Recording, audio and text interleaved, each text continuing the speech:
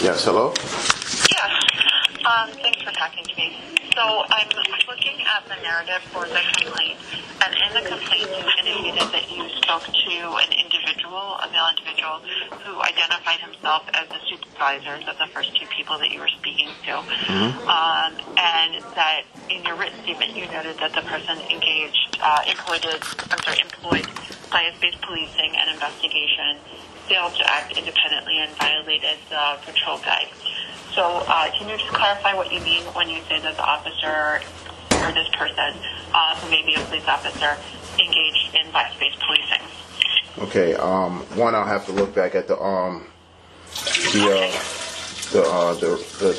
complaint itself. Two, I will have to look at the video as well, because the guy who presented himself was the black guy that was with the bald head, and then there was another guy who presented himself. First, it was a black guy with a bald head, white shirt, and he was in uniform. The other guy now was staff, and he was not in uniform.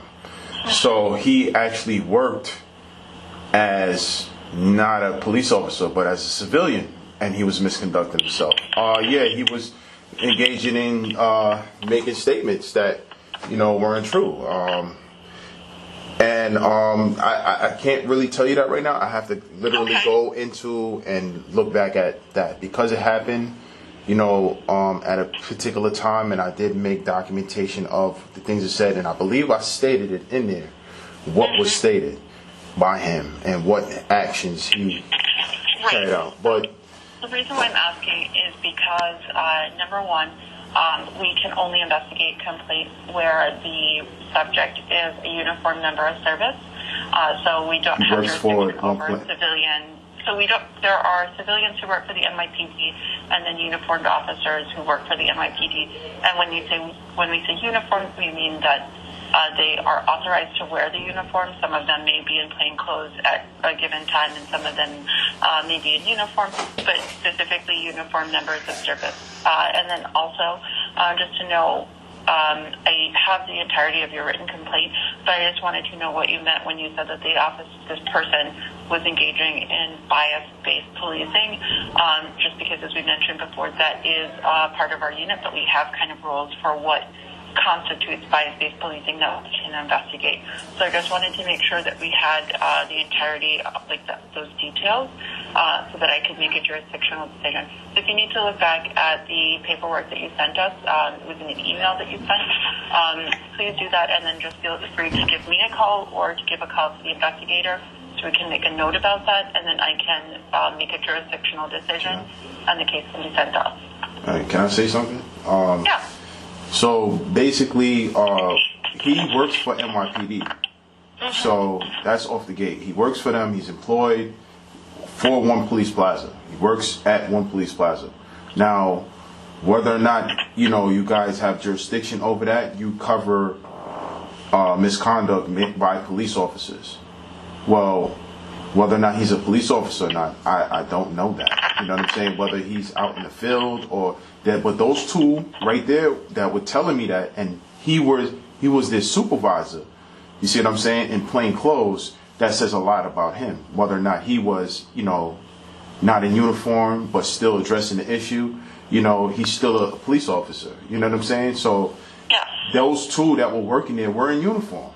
They were working behind the counter, and they were working in the administration to give back property to civilians who were arrested, and the case is over.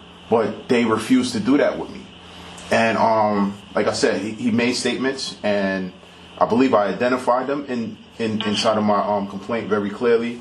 And that statement is associated with his statements or conduct that he carried out that day.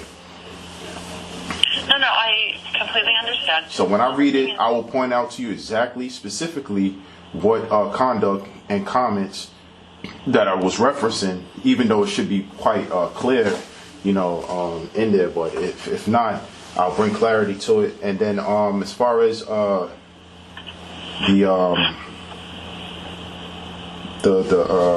on. the investigation go, the determination. So that incident, you're talking about February 4th, right?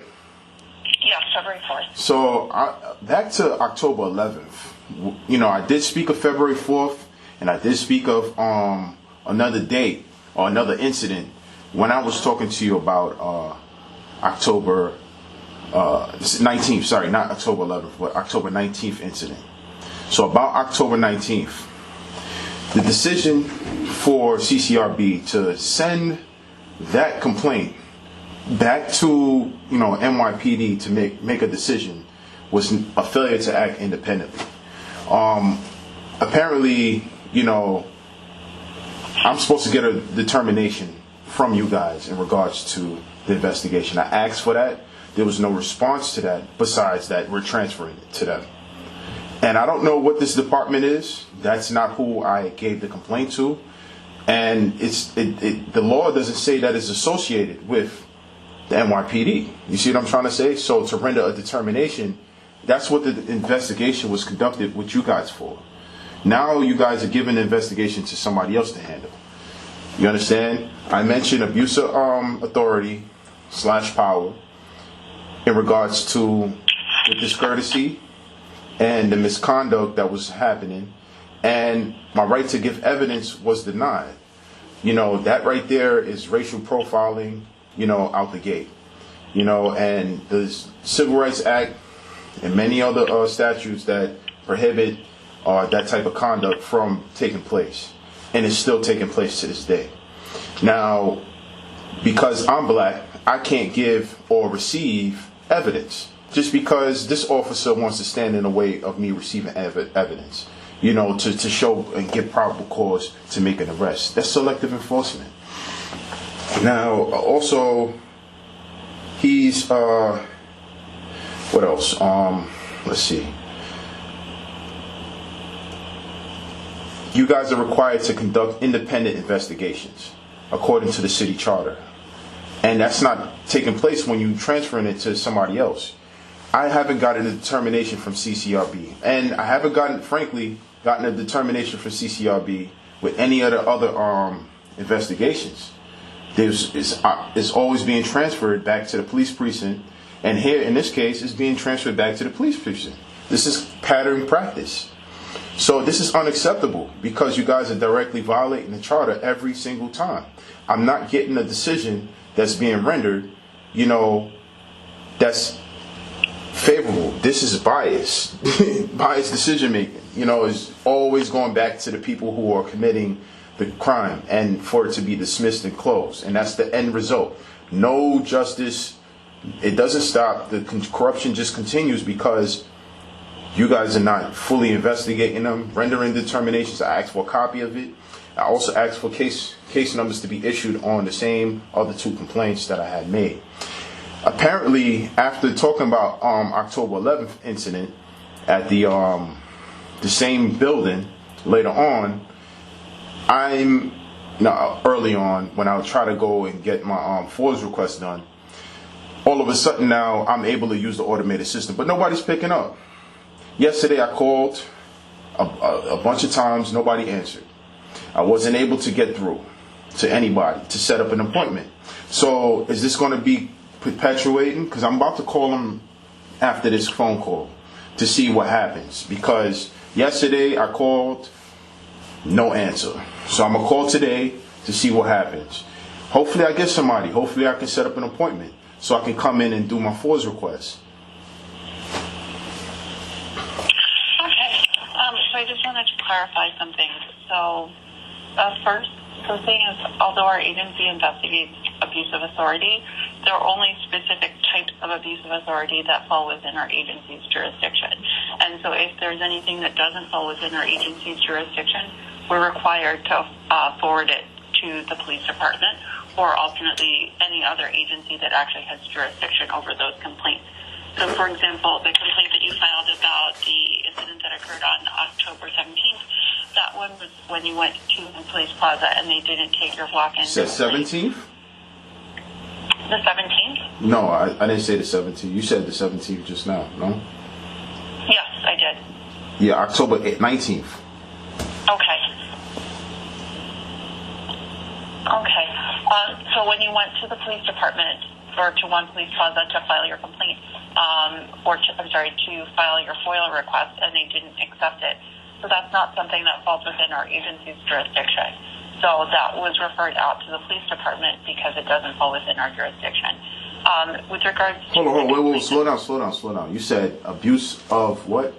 Doesn't fall within agency jurisdiction? Certain types of abuse of authority don't fall within our jurisdiction. So the fact that they would not allow you to file your complaint as a walk-in at One Police Plaza does not constitute an abuse of authority that is listed under our jurisdiction. Discrimination. So if you go to the city charter, there's a list of things that we can accept. So, for example, you're saying that this is part of systemic discrimination. However, our agency can only investigate allegations that are made against specific officers, not against the entire department. Racial profiling is discrimination. Right, it is a form of discrimination. Yeah, so However, in this complaint, what you're saying is that the police department's policy of not accepting walk-ins and then not having a system that allows you to schedule an appointment, that's actually a complaint that's being made of discrimination against the department for a particular policy. It's not about an individual officer. Well, this individual who went up to them after trying to, submit written copy through a picture via online was denied. I was denied the ability to make a submission. I think it was October 11th when I tried to do the FOIL request, and then I came in, whatever day I came in, and then I tried to do the FOIL request by walk-in. And because I was denied online and denied in person, what do you call that?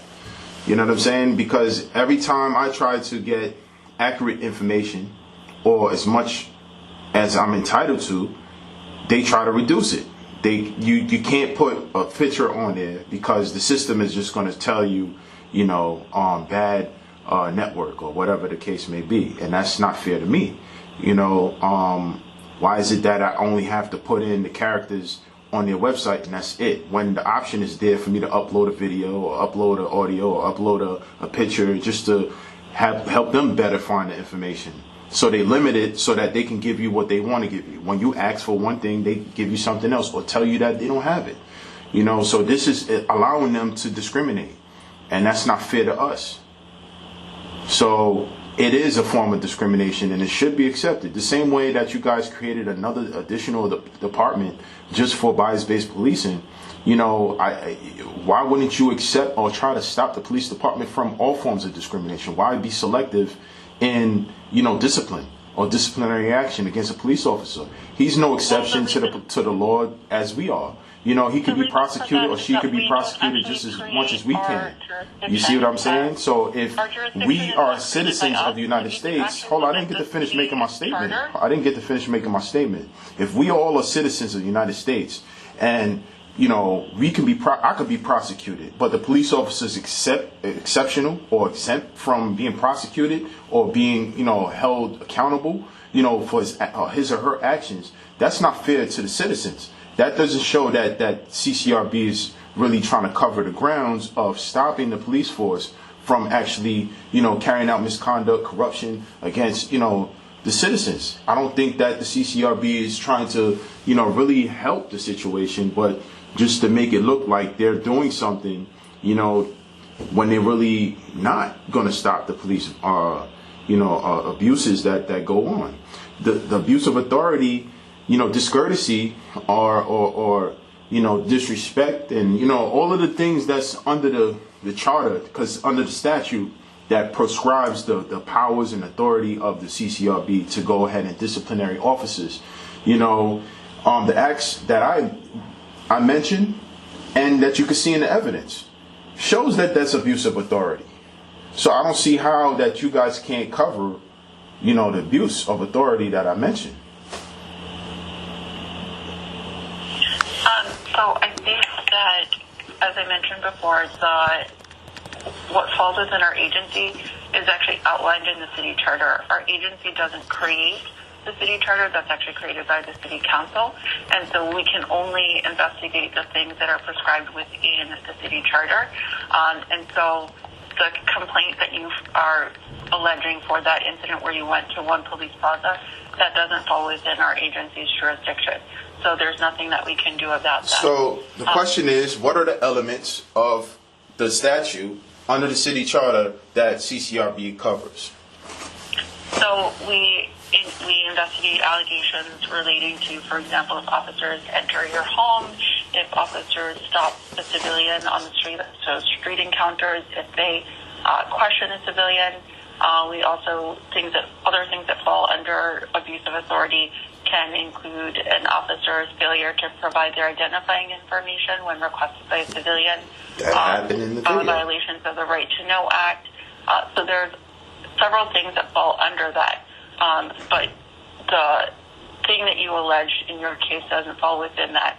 Another thing that's important to remember is that the agency's jurisdiction, we are not allowed to investigate issues with the department as a whole. We can only investigate allegations where the subject is an individual uniformed member of the police department.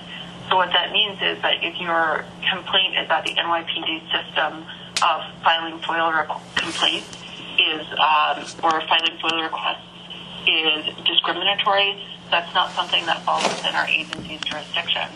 Okay. Because it is about discrimination. The evidence points, it shows that the sergeant who appeared at the scene on the 19th refused to give me her shield number, told me that she doesn't have a shield number, when it is common knowledge that all officers have shield numbers. Two, on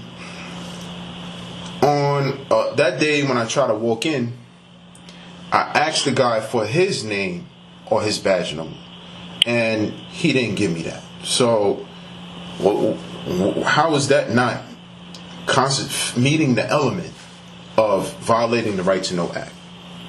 So the case that you filed about the incident that occurred on the 19th, the one where the officers responded to the store, we do have that allegation pleaded in that case. Okay. So that is something that we will be investigating in that complaint. In the complaint that you have there's one complaint that you filed about you went to one police plaza to file the FOIL request, and then there's another one where you went to one police plaza to obtain property that had been seized from you. So in that case, you alleged that there was someone who failed to provide their identifying information to you, and we have that allegation pleaded in that case as well. So the thing that I'm calling to clarify about today is that in the case where you went to one police plaza to file, to get the property, in your written notice to us, you said that there was an officer who employed bias-based policing. But I need to understand, when you're saying bias-based policing and investigation, what exactly you mean when you're saying that? So, for example, are you saying that because the officer didn't provide you with the property, that is the bias-based policing that you're referencing, or if there's something else?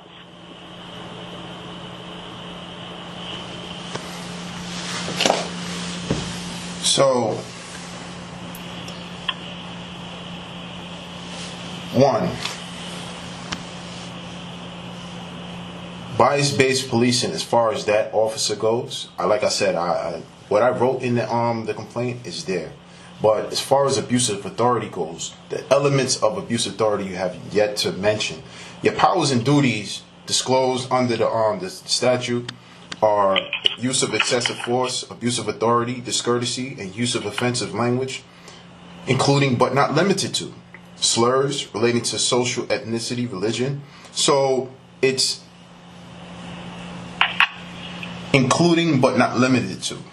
Right now, you guys are limiting the abuse of authority elements when it comes down to abuse of authority. By definition, by the Black's Law Dictionary, there is no, it's just inappropriate. You see what I'm trying to say? There is no limitation, to what is considered meeting that definition. But you guys render limitations to the definition of abuse of power, which is also known as abuse of authority, which is not fair to citizens. That's bias. You see what I'm trying to say? You have a tendency to just lean towards certain different elements that you guys want to deal with. And it's the same thing that the officer did at the scene. He only wanted to institute a lost complaint report, and he didn't deal with all of the things that the customer, not the customer, but the citizen wanted to deal with. And it limited, my ability to petition the government. And if this doesn't get corrected here, it will continue to perpetuate throughout society and every time that I have an encounter with a police officer, because nobody's doing anything about it. Nobody's rendering and holding the police officers accountable. Just letting them right off the hook. Okay, so if I understand you correctly, what you're saying is that when you said that the officer engaged in bias-based policing, it was because the officer limited his actions and wanted instead to... What incident are you referring to when you say the officer? Well, that's what I'm trying to understand. I made a statement, and you're talking about the officer. I don't know what statement you're referring to. What date are you referring to? Clarity? I'm referring to the incident that occurred on February 4th at One Police Plaza. Okay, again, I made it clear that I was referring to October 19th when the officer pulled up at the scene. When I said that, I was talking about October 19th. And I was also talking about how he limited what complaints I could file. Why am I repeating myself? Why are you not understanding where I'm coming from? I made it clear to you. So my thing is nobody's doing anything about it. And by repeating or going through the process again the same way to try to make it, seem as if I didn't make myself clear to you, I wasn't talking about February 4th. I said that, and I said that what I wrote in the paper. I will look at the paper again, whatever the case may be. But I'm talking about the decision to transfer it to NYPD is the same practice that you guys have been running, and the game that you guys have been running for years. It's that simple. You guys are limiting the scope of abuse of authority and my right to petition. You see what I'm saying? When you do stuff like that, you're doing the same thing that the officer did when he pulled up at the scene. And it says, including but not limited to, in the law. So your actions, what you're saying to me right now, is not meeting the element of the charter. It says including but not limited to, but you guys are limited in it by telling me that it doesn't cover, everything under abuse of authority.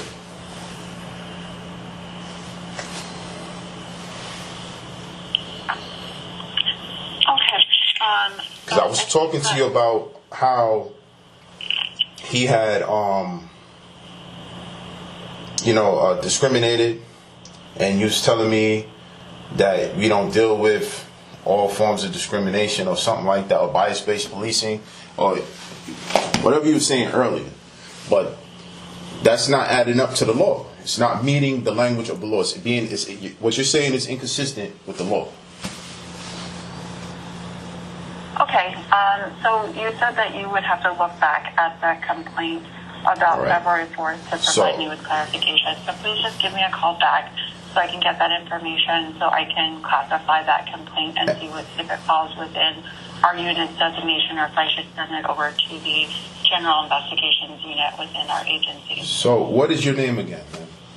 My name is last name Johnson, Johnsson, and the first name is Carlnais, Carlnais, and I'm the investigative manager for the complaint. Do you need my telephone number? Yeah, I'll take that too.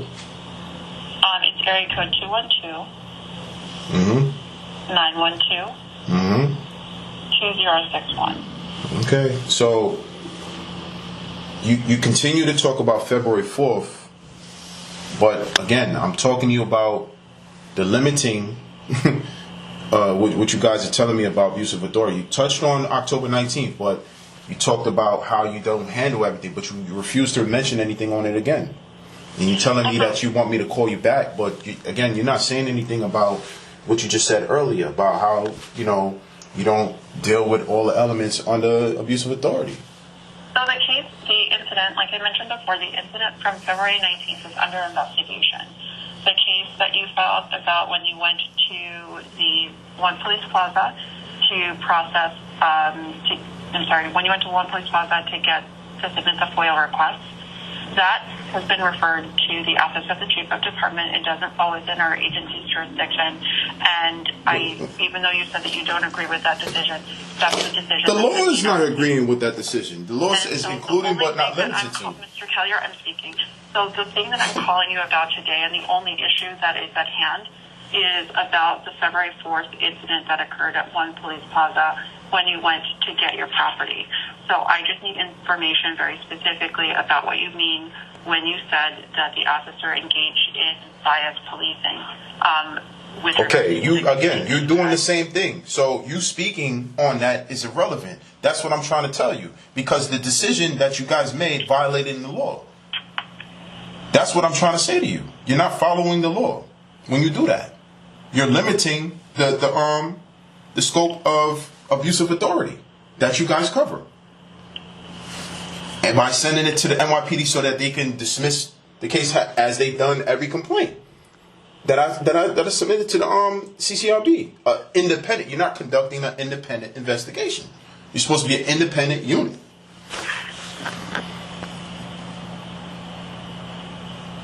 How is this not biased for you to render decisions that is in their favor every time by giving them the investigation to continue?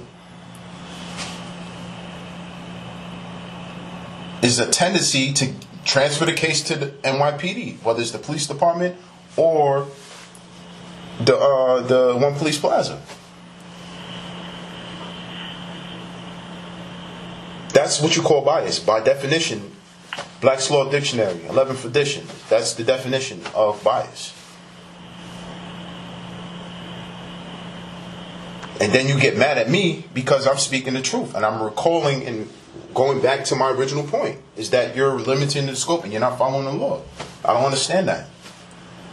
Okay, Mr. Keller, it seems as though there's like a fundamental disagreement about Absolutely. what falls within the jurisdiction of our agency.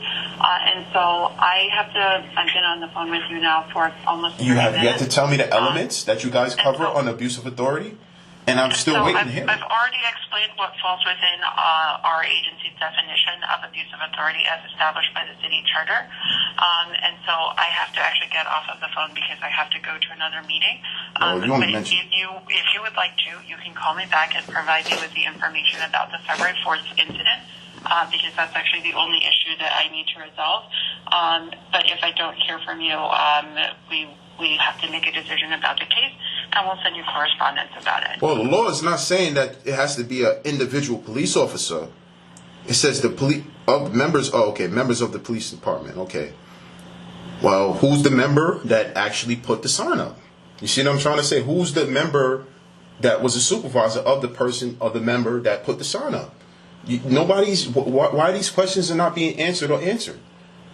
Asked or answered. Okay.